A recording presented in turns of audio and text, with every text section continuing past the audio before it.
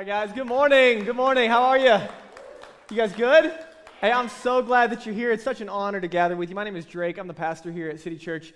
And man, it's such an honor to get together every week and do what we do here. And man, if you're new, I hope that you're finding space where this feels like home. This feels like family. After the service, you're going to have a chance to connect with others and just build continual community. So however we can serve you, man, listen, we are here for you. Our heartbeat here is to help people find their way to God from where they are. And so no matter where you're walking in on your spiritual journey, we want to meet you where you are. We want to help you take some next steps. And it's not just from me, that's from this family here at City Church. So really, really glad you're here. If you're online with us, all of the same resources are available through that digital connection card, so we would love to connect with you that way as well.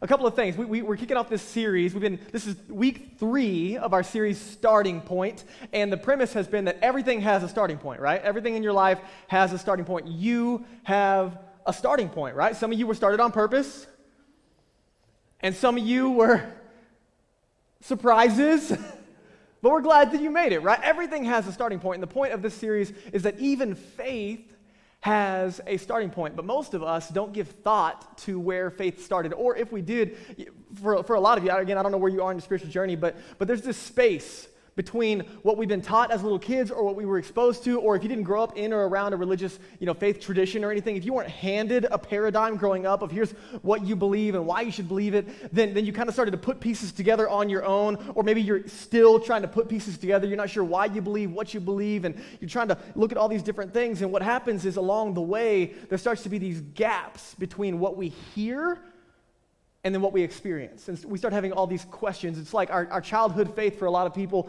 doesn't grow up, and it can't answer some of the grown-up questions and the grown-up conversations and the grown-up struggles and experiences. And so this series is kind of coming together like a puzzle.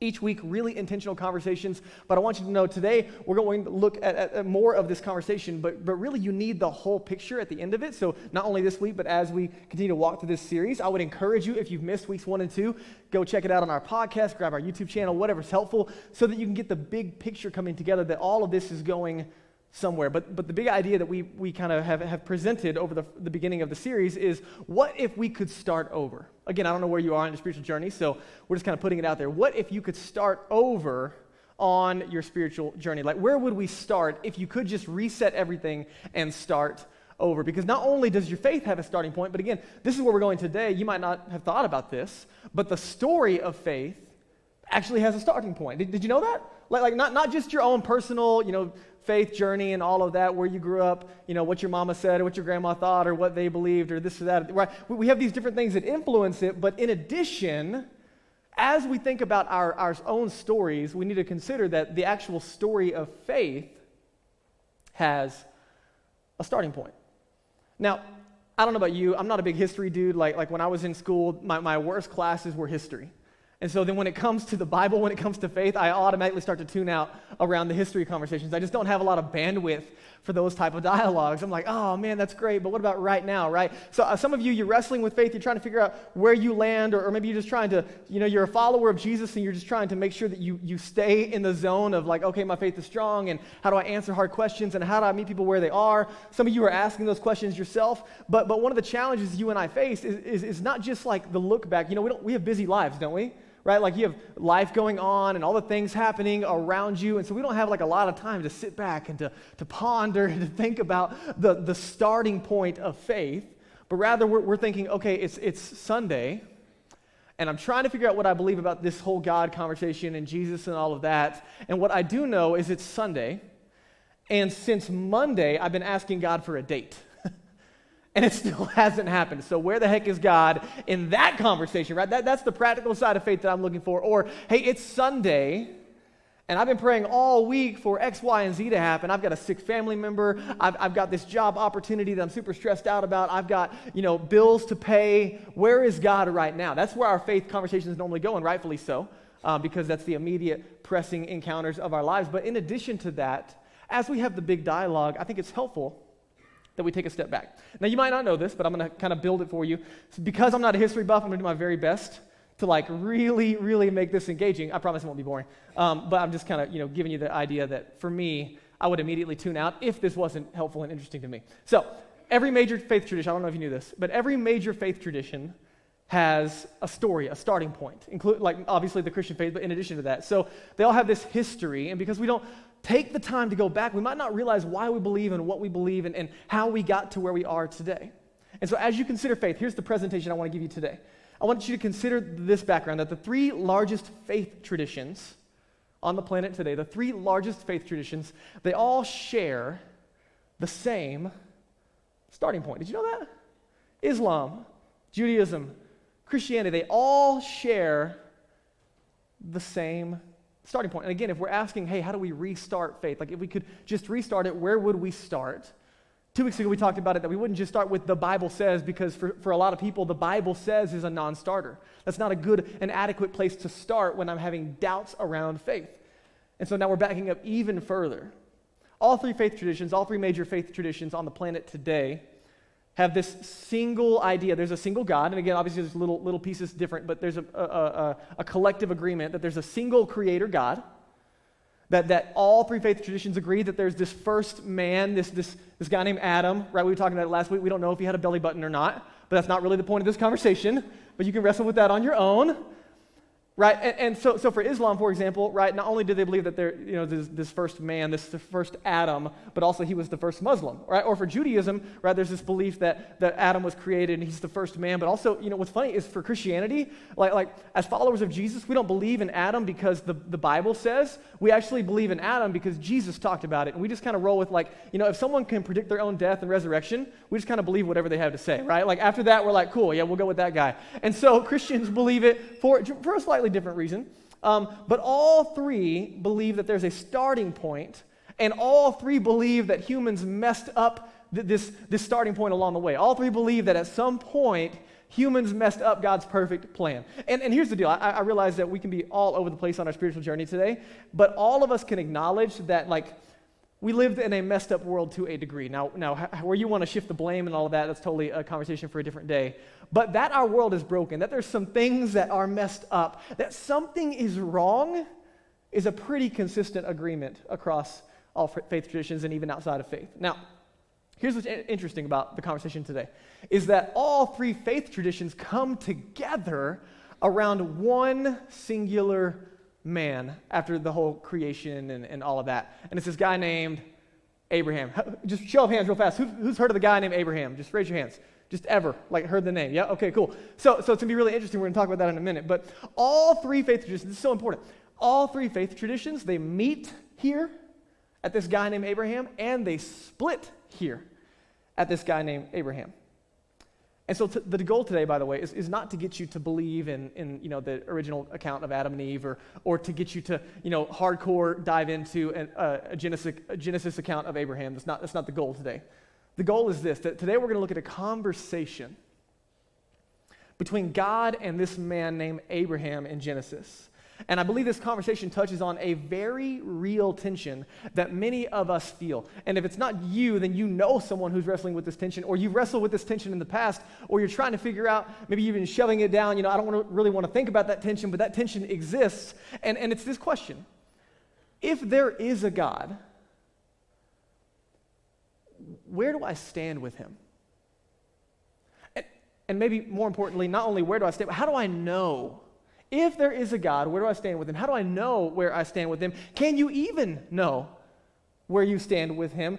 Is it possible to have peace? Is it possible to have security around these really, really big questions? So we're going to talk about that today. And there's this amazing, amazing statement that we're going to look at that I think can add a lot of clarity to that tension that you and I feel. But to add clarity to this story today, I'm going to give you just a little bit of my background, okay? So when I was 15 years old, my dad and I rebuilt an 1989 Chevy single cab Silverado. It was the year I was born, bought the truck. We rebuilt it, guys, and it was perfect, immaculate. It was blue and shiny, 20-inch wheels, 20-inch subs. They weren't really that big, but it was decked out, right? For a 15-year-old going into his junior year, 16 years old, I was about to be. We worked, sweat, blood, and tears all summer rebuilding this janky truck when we got it, okay? It was rough when we got it. And we worked hard rebuilding. It came out better than any car dealership could ever. I mean, it was just amazing. Cal induction hood, dual exhaust. I mean, it was a chick magnet, okay? And that was a really big deal to me at 16. And so I got my license at 16, started driving to school, and there was this back road that you could take. And it kind of got you around all the lights and the traffic. We kind of small town in the middle of like the downtown Fort Worth area in Texas. And so we could take this back road to kind of cut some traffic out. And so I was cruising, just a little late to school, had to get there early. So I was going really fast down this back road. And I look up, and there was before like text messaging, okay? So I don't know what I was doing. I wasn't texting, okay? So at least it wasn't that. But whatever I was doing, I wasn't paying attention. I look up, and the cars are stopped in front of me. And I slam on my brakes as fast as I can, and I can't stop. And I plow into the back of the car in front of me and just crumple. I mean, this just, you know the feeling when you just like sick to your stomach? And in the first thought after that, not how are the people in front of me, not am I bleeding, my first thought is my dad is going to kill me. Right? That's my first thought. My dad and I worked so hard all summer, and I just wrecked this incredible car. And I don't know what to do. So I called my dad. He says, I'll be right there. And I'm just sick to my stomach the whole time. No idea, right? 16 years old, never been in an accident. And my dad gets there. And what he could have done, and what I was expecting, if we're being honest, just in the moment, you kind of build these ideas in your head. I expected him to get out, to point his finger at me, and say, look at the mess that you made. This is on you. This is your fault. You can figure out a way home. Right? That's what my dad could have said. But most of you would give the benefit of the doubt to my dad, and most of you would give the benefit of the doubt to most, generally good human beings on the planet, right? What does he do? My dad gets out of the car. I remember he pulled up so fast. It's still emotional for me. He pulled up so fast, right? Drove across town to get there. First question out of his mouth, are you okay? And then he just hugs me. And I just start crying, right? Like, I don't even know what to do. It was such a moment for me where I knew what I deserved. And that's not what I received. So then he towed the truck home, right? We tied it to a strap, and I'm, towing it home with him. And it started a journey, obviously. There was consequences to follow. But in the moment, my dad met me with a lot of grace and love. And here's the deal. That might be unique to my story, but it's not unique across the board. Like, again, that would be an appropriate response. We would expect that from a decent father, right? But some of us, we look at God in this story, and we think that God looks at our messes, he looks at our personal lives, he looks at the world, for example, and he says, look at the mess that you made. Why don't you just figure that out on your own and come call me when you got it all cleaned up? And what's ironic is some of us would actually attribute more compassion to the people that we know personally in our lives. I realize not everyone grew up in a good home and you don't have a good father. I get that, okay? So, we're just generalizing here. But sometimes, man, we have the tendency to attribute more compassion to an earthly father than to God. Which, if we were following that argument, would say that, for example, my dad or myself, I would be more godly than God, which is totally not true. But again, based on your background, based on your experiences, based on what you've been told and what you've seen and what you've not seen come to pass, my only point here is that maybe there's something about God that you haven't seen. Maybe there's something about God that you've missed, and that's what we're going to talk about today. And so in the same way, God looks at the mess that humanity has created in this world. And again, you and I can't imagine, okay? You go back to the ancient world, you and I can't imagine the chaotic lawlessness, right? We have social justice issues and all kinds of things we're dealing with in our current world, but we can't imagine the chaos and lawlessness of the ancient world, where might was right, and you take what you want. And so I think God had a decision to make, right? He looks at the brokenness in humanity, the messed upness of the world, and he has a decision to make. Should I enter into that mess? Should I help them figure this out? Or should I just hang a big out of order sign across the planet and say, let's start over somewhere else, right? Because that would have been easier, right? Like, man, let's just start over. But here's what I want you to understand is that God waded into our mess. The mess of humanity. He didn't point a finger and say, figure it out. But God looked at the mess that the world was living in. And with compassion, he met us there. And so he actually wades into this mess, beginning with this guy named Abraham. 1876 BC. This is all major faith traditions agree on this, by the way. So this is what's really unique about the conversation. Abraham was a normal dude. God's going to enter into human history through this guy. And again, this guy is not exceptional. I don't know what you think it takes to have a relationship with God. I don't know what you think God is looking for, but Abraham is like way, way, way subpar, okay? Meaning before God shows up, here's his track record. He's going through Egypt with his wife, Pharaoh, the king of Egypt. He looks at Abraham's wife and says, dang girl, right? And so he's like, I want her. And then the guard, they come to Abraham, hey, is this your wife? And he's like, no, she's more like a sister. Right? And his mind is, well, if we're married, they're going to take my wife and my life. But if we're related, maybe they'll just take my wife and I can go find another, right? That's Abraham's starting point. Great dude, right? I mean, what a guy. What a guy. And so God looks at Abraham not because of his amazing morality and righteousness and behavior, right? He just starts with this normal guy. And here's what happens. Genesis 12. Check this out. Genesis 12, this is the conversation I want to share with you. Now, God shows up to Abram and says, go from your country and your kindred and your father's house to the land that I will show you, right? So he's removing, by the way, community is a really, really big deal. Again, because there's not really nations, there's not really states, there's not really formal governance. Community, like not being isolated, is a massive deal so you don't just get pummeled in the world around you. And God says to Abraham, I want you to go away from all of that. He's got no kids, no community. I want you to start over. And here's what God tells Abram. Later he's going to call him Abraham. I will make of you, he makes him 3 promises. This is amazing, by the way. Okay, this is before the Bible, this is before Jesus, Islam, Judaism, it's before it all, okay? I will make of you a great nation. First promise. Which is interesting, that came true. Did you know that? Like straight up from this poem, you go back, you look at Islam as well as Judaism. Israel would say, yep, that's us. The Arab nations would say, yep, that's us. This is 4,000 years ago. They'd all claim this singular point in time. I'm going to make you a great nation. And then he goes on. And I will bless you, and I will make your name great so that you'll be a blessing. Do you know that came true too? Again, how many, you heard of Abraham, right? Everybody in here? Yeah. Isn't it unique that halfway across the world, 4,000 years later, we all know the name Abraham? Most people know the name Abraham, even if they don't know why they know that name. They've heard of it. But let me ask you a question. Have you ever heard of this guy? Chedorlaomer. Come on. You've had to have heard of this guy. Chedorlaomer. It's so fun to say. Sounds like some kind of fancy cheese. Chedorlaomer. This is the king of Edom during Abraham's time. I mean, he is the business, guys. He is a big, big deal. You've all heard of him, right?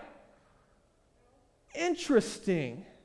Isn't it, wow, isn't it unique that everyone in the room has heard of this guy named Abraham, but no one has heard of this guy, and he was the biggest deal in town at the time. Right? It's amazing that God makes these promises, and then we have historical facts that they're actually coming true. Check this out, verse 3. His third promise. And in you, all the families of the earth will be blessed. And what's amazing is the Muslims in this point, they say, yep, that's us. All the nations blessed through Islam. The Jews would say, yep, that's us.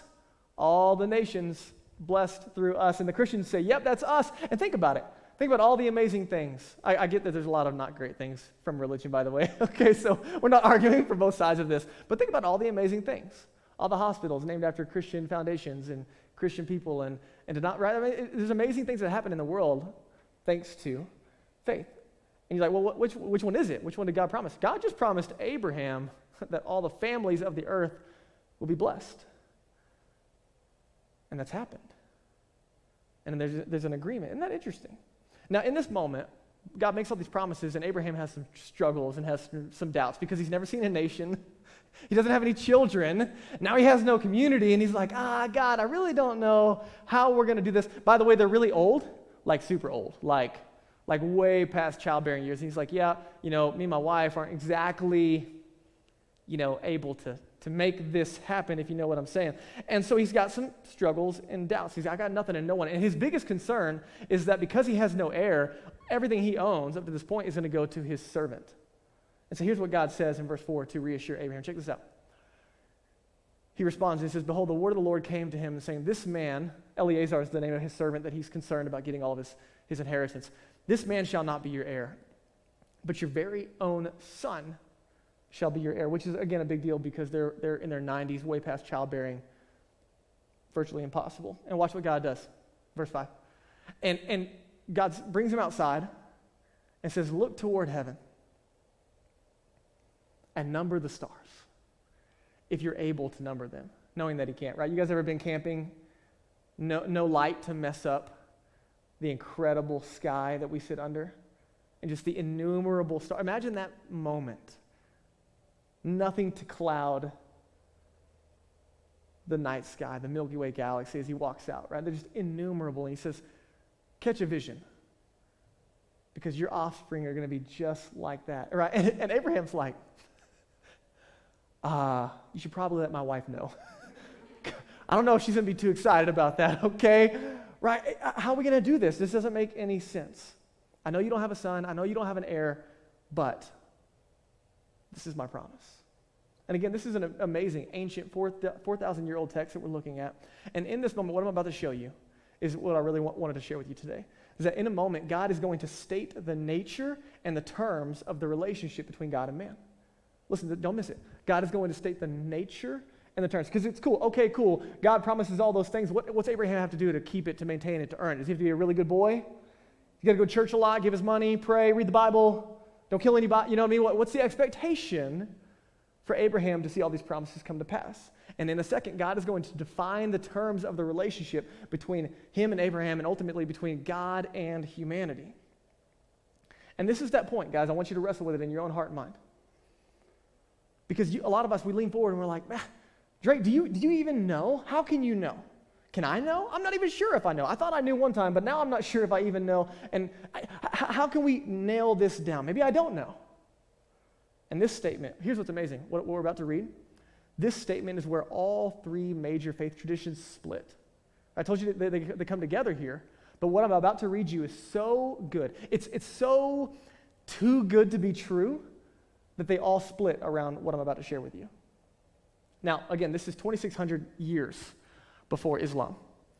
This is 2,000 years before Jesus. This is way before the Ten Commandments, okay? Just giving you context. Check this out, verse 6. And Abraham believed the Lord, and God counted it to him as righteousness. That word means right standing, not activity, relationship. What happens? Abraham takes a deep breath. And he says, okay, God, I trust you. That's all he's got, right? He looks at all the promises that God has made. He's got no reason other than to trust that God is going to do what he said he would do. And this single moment of faith for Abraham is what God counts toward him as a right standing. Again, listen, not because of his behavior. This is so important.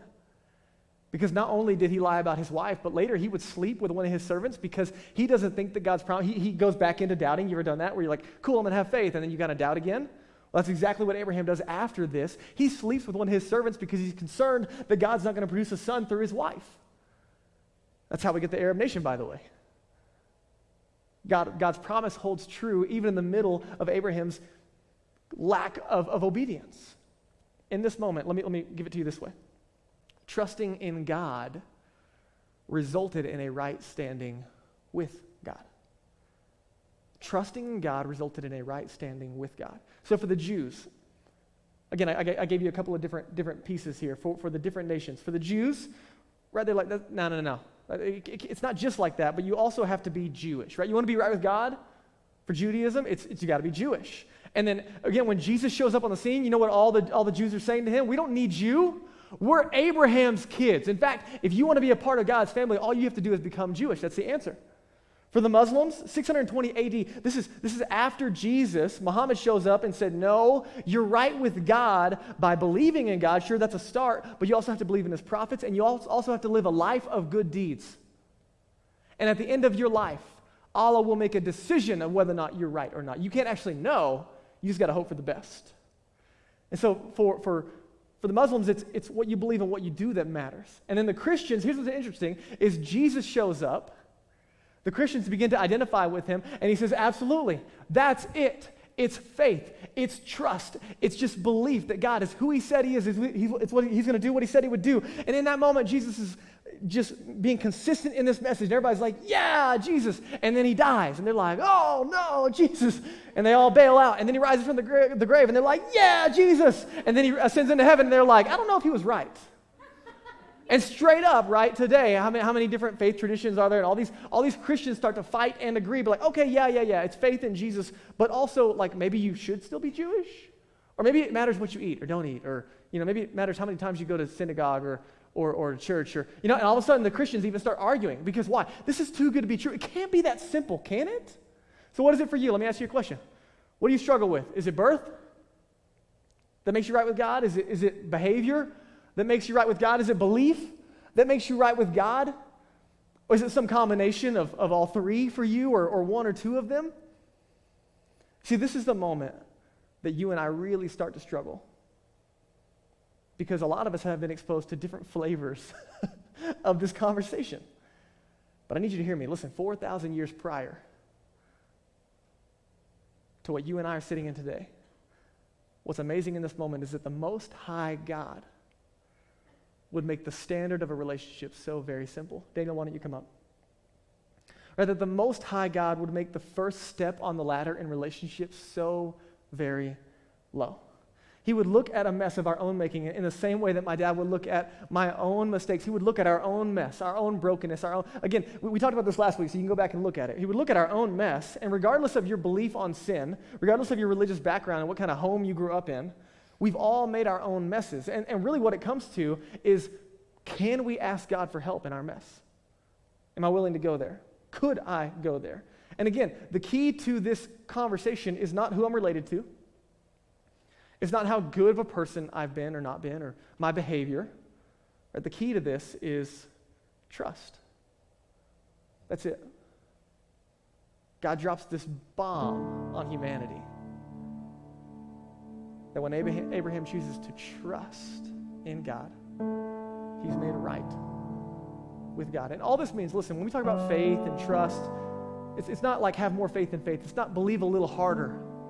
What we're talking about is, do you believe that God is who he says he is and he can do in your life what he said he would do? That's faith. That's trust. And it's so simple and it's so clear. And I think it's so simple and so clear that we struggle to embrace it. It can't be that easy. It's got to be a little extra, right? And so here's my question for you today. What if the starting point for a relationship with God is trust? What if? You know why this is hard? Is because there's nowhere else on the planet where you and I are unconditionally loved based on trust. Think about it. That wasn't true at school, was it? It wasn't true on your sports teams. It's not true in the workplace. For some, it wasn't true in your home. You know what's really unfortunate for a lot of people? It's not been true in the church. To be unconditionally loved based on trust. Let me give you just some closing thoughts to reflect on, okay? A couple of passages. This is from Jesus. Check this out. John chapter 8. Jesus is having a conversation with the Jews, and they're having the same battle that I was telling you about earlier. And Jesus says to them, listen, look this. Your father Abraham, he rejoiced that he would see my day. Jesus shows up on the scene and says, the thing that Abraham was believing God for is right in front of you. The thing that was credited to his account that day is right in front of you. And the Jews said to him, you're not even 50 years old. How have you seen Abraham? It's a good question. And Jesus says, truly I say to you, before Abraham was, I am.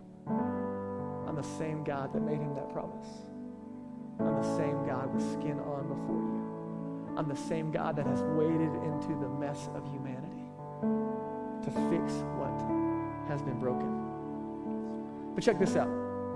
Because there's another guy, after Jesus, there's a guy who's a hardcore Jew. I mean, the religious elite. I mean, he is just all in a hardcore child of Abraham, okay? He is Jew to a T. He hates Jesus. He hates the church. He's killing Christians. He's doing everything he can to stop what Jesus is talking about. And then watch what happens. Check this out. This is Paul after he becomes a Christian. He says, if anyone else thinks he has a reason to find confidence in the flesh, talking about the Jews and their behavior and morality, he says, I have even more. I was circumcised on the 8th day of the people of Israel, the tribe of Benjamin. I'm an Abraham's kid, right? I mean, he is like pedigree, a Hebrew of Hebrews. As to the law, man, I'm a Pharisee. As to zeal, I'm a persecutor of the church. As to righteousness, under the law, I am blameless. You think behavior is what makes you right with God? Look at me, he says. But check this out. Look what he says next. He says, if anyone thinks he has reason, go to the next page.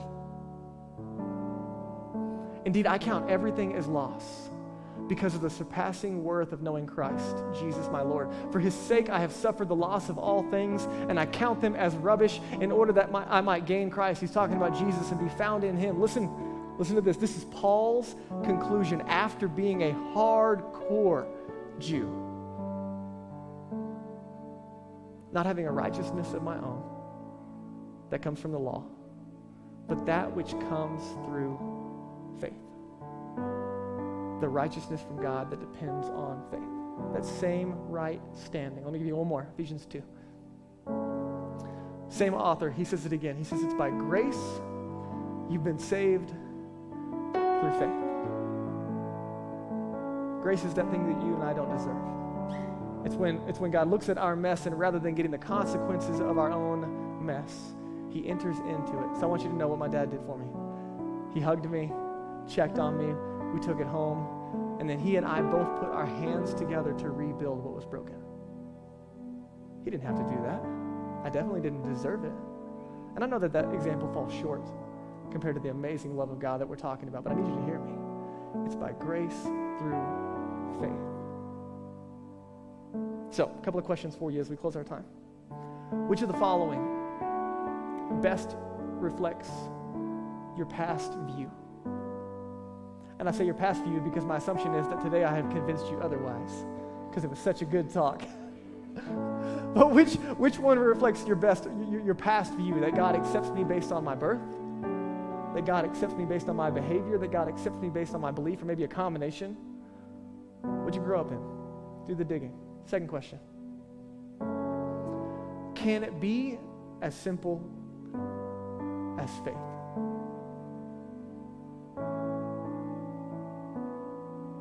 And could I embrace that? Can it be that simple to be made right with God by trusting in Jesus? And the last thing is this. What bearing would this have, or should this have, on my relationship with God? If this is all it takes, think about it. If this is all it takes to trust that God is that good, that he loves you, that he entered into your mess and my mess to have a relationship with him, that trusting in him is all that it takes, then what kind of bearing would that have on your relationship? Do you think it leads you to obligation and guilt and shame that you have to go to church, you have to be religious, you have to read the Bible, you have to pray, you have to give, you have to be good, you have to? Or do you think that the motives might start to shift? That love might actually be inviting me into something better than guilt and shame could ever push me into? And another question I didn't put on the screen, but I'd like you to wrestle with it, is what bearing would this or should this have on my relationship with others? Because my faith, it might be personal, but it's never meant to be private. That if I receive the unconditional love of God, not because I earned it or deserved it, how might that change the way that I love other people and serve other people and show up in the spaces? How might that change how I show up in City Group? How might that change how I pray? How might that change how I treat my kids? How might that change how I treat my boss and talk about others and deal with conflict? These are things for you to wrestle with, okay? So I'm going to invite you to bow your heads with me, close your eyes. This is just a moment of privacy for you and me. As you bow your heads and close your eyes, this is just a moment to kind of remove distraction in the room and to reflect on this conversation. And I know that we didn't land the plane really, really hard today, and that's on purpose, because I realize that we have all kinds of different people on different places in their spiritual journey, and I want you to know with confidence that I believe that Jesus is the answer to all that we're talking about. But I realize that might not be your next step today. And so as you wrestle with your own story, what might be your next step in this moment? Maybe you're looking for confidence and reassurance. And maybe for the first time today, the love of God is becoming clear to you. And if I could give you the clearest picture of God's love, it's in the person and the work of Jesus, God in the flesh, who would live a perfect life, enter into our mess, give his life as payment to make things right, die and rise again, so that when we choose faith, when we choose trust, we're saying, Jesus, I believe that you are who you said you were, and that you can do in my life what you said you would do to make me right with God. And maybe for some of you in the room today, you're ready to make that decision. You're ready to take that step. Say, Jesus, I trust in you. And I want you to know it is that simple. And it's that real. And it's in that moment that you and I become right with God. We stop trusting in ourselves. We stop trusting in our behavior. We stop trusting in our pedigree. We stop trusting in our performance. We stop trusting in our intellect, although that's not unwelcome. But we go outside of ourselves and outside of our own mess, and we say, God, I need you. For others of us, you're wrestling with faith. You're trying to figure out what you believe and why, and I would encourage you to keep pressing in, to keep leaning in. I've had many people tell me over the last couple of weeks, man, I would love for this to be true. And if you're in that space today, I would just encourage you, keep leaning in.